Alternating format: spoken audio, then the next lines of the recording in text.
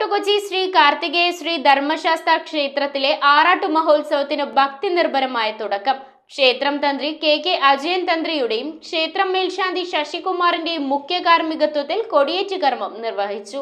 SNDP Yogam Kochi യൂണിയന് കീഴിലുള്ള fort Kochi Shri Karthikeya Shri ധർമ്മശാസ്ത്ര ക്ഷേത്രത്തിലെ ആറാട്ടു മഹോത്സവത്തിന് ഭക്തി നിർഭരമായ ചടങ്ങുകളോടെ കൊടിയേറി. ക്ഷേത്രം തന്ത്രി കെ അജയൻ തന്ത്രിയുടെയും ക്ഷേത്രം മേൽശാന്തി ശശികുമാറിന്റെയും മുഖ്യ കാർമ്മികത്വത്തിലാണ് കൊടിയേറ്റ് ചടങ്ങുകൾ നടന്നത്.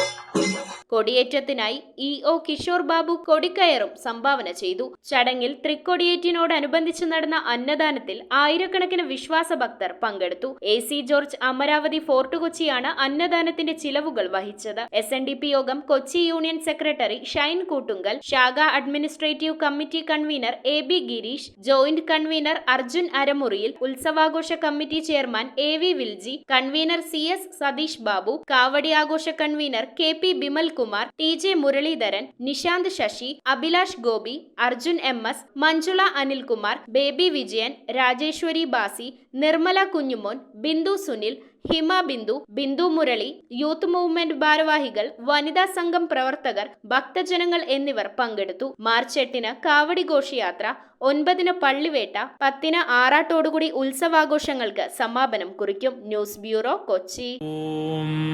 നമോ ഭഗവതേ വാസുദേവായ ധന്വന്തരയേ അമൃതകലശഹസ്തായ സർവാമയ വിനാശനായ ത്രൈലോക്യനാഥായ മഹാവിഷ്ണവേ നമഃ.